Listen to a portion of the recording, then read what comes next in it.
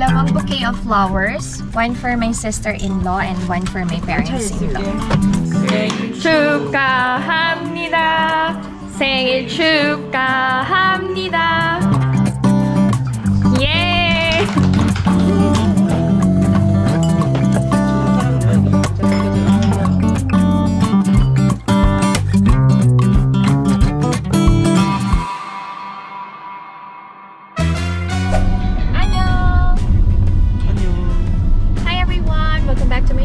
This is Pinay Mom in South Korea. For today's video, we are going to the farm.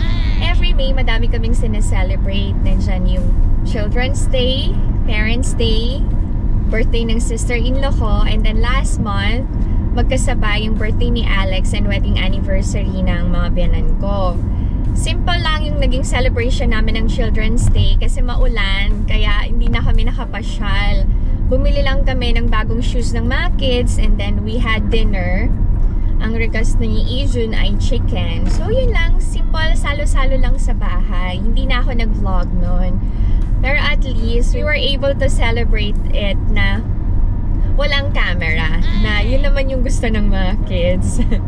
Kahit 4 years na akong nagva-vlog, ang family ko talaga hindi pa rin sanay sa camera. Shy pa rin until now.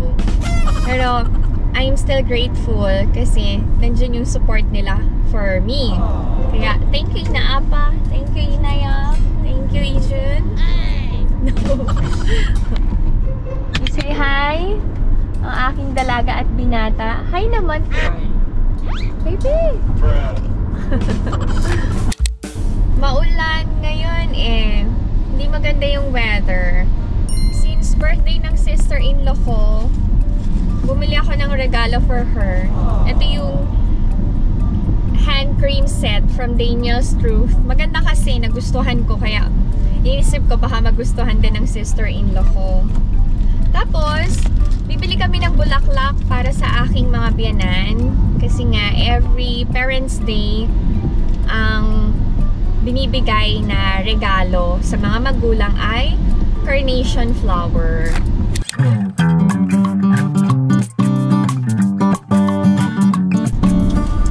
Hand cream is life. Ang dry kasi ng balat, lalo-lalo ng kamay. Kaya hindi kami nawawala ng hand cream dito. Nasanay na din ako na nag-a-apply ng hand cream. Alam nyo ba, naging favorite accessory ko na yung jade ring na nabili ko kay Ajashi sa palengke. Naalala ko, diba, sa atin sa Pilipinas, yung mga babies, niraragaluhan natin ng jade bracelet, yung green. Pampaswerte daw ba yun? Ano bang pamahiin natin doon? Wala lang, napansin ko lang. Pero wala akong ganun eh, nung bata ako. Or hindi ko na lang alam. Kasi bata pa ako nun. Hindi pala bata, baby pa ako nun. So hindi ko alam. Parang wala akong ganun. Wala akong nakita sa picture ko nun eh. Samahan nyo kami ngayong araw na to, netizens ha. Using dyan lang kayo. Dyan lang kayo.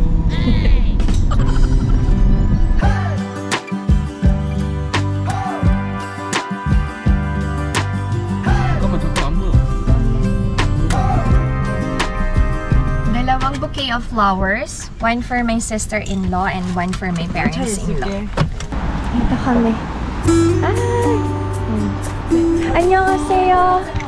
Ito, yung mga ganito. So instead of buying bouquet of flowers, pot na lang yung bibili namin. This one. Ito.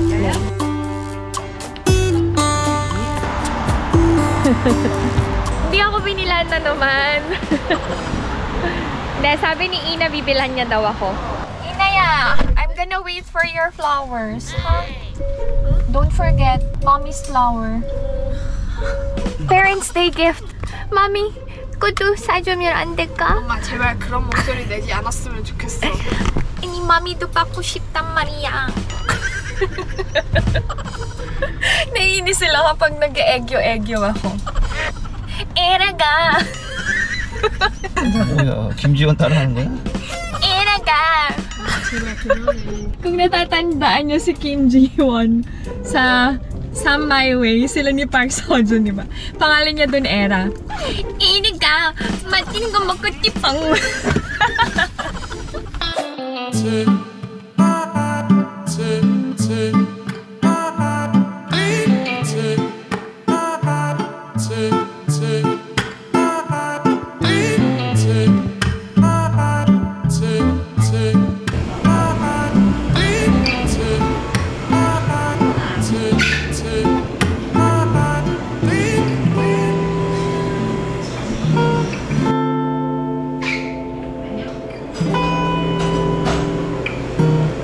Nakabili na kami ng ice cream. Ready na kami papunta sa farm.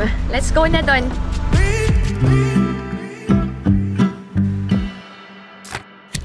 Nandito na kami sa farm. Choy, wasaya, Abuji? Maulan. So, color green na ang farm. Yan, no? Ganda.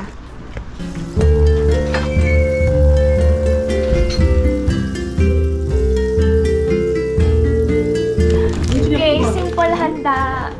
Wow. Masikip to.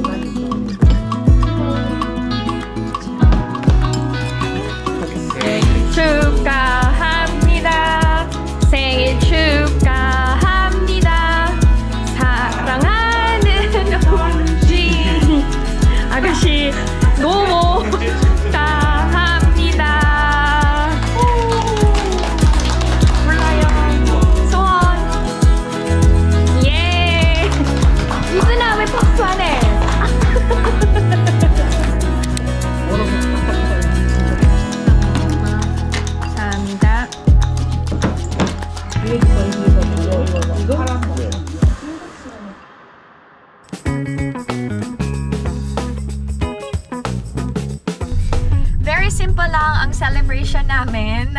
Kumain lang ng lunch together. Yan lang, wala masyadong chika-chika. Pauwi na kami kasi sobrang traffic. Long weekend kaya marami ang mga namasyal banda dito sa Gabyo. Pauwi na sila kaya nagkasabay-sabay. Ma-traffic talaga.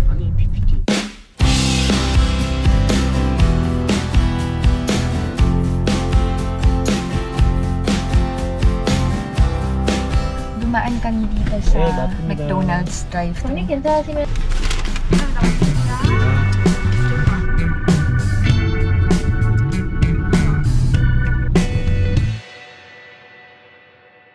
Sinasawsaw nyo ba yung french fries sa Sunday kapag kumakain kayo sa McDo?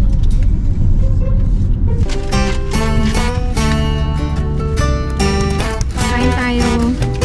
Pauwi sa bahay. Kailangan naming ayusin ni Alex yung mga documents na ipapasa sa accounting office, matawag doon. Ipapaayos ko ulit yung tax ko kasi bayaran na naman ng tax. Every year yon. Last year, grabe yung stress ko noon kasi ang laki nung kailangan kong bayaran. Buti na lang naayos. Ang laki nang nabawas. This year, ganun na naman. Kaya yung sweldo ko sa YouTube, hindi ko naman talaga nakukuha ng buo. Tapos dito, the more na mataas yung income mo, the more na mataas din yung babayaran mo sa health insurance mo sa government. Ganun dito sa Korea. Tsaka wala kang takbo sa BIR. Magpapadala sila ng notice. Lahat ng tao dito sa Korea na nag-earn ng money, kailangan magbayad ng tax. Except yung mga illegal Basta nakarehistro ka. Kahit nga ako na part-time teacher, nagbabayad ako ng tax. Yung mga YouTuber ba sa atin sa Philippines, nagbabayad ng tax nila? Or wala? Please enlighten me. Dito sa Korea kasi meron. Hahabulin talaga. Pinapadala na ako ng notice nun. Anyway, thank you so much sa pagsama sa amin ngayong araw na to. Yun lang, simple celebration lang. I hope that you enjoyed watching, and if you're new to my channel, please consider subscribing, like, and share. Pinay Mom in South Korea. Stay safe, everyone. Bye! Bye! Bye! Dito sa may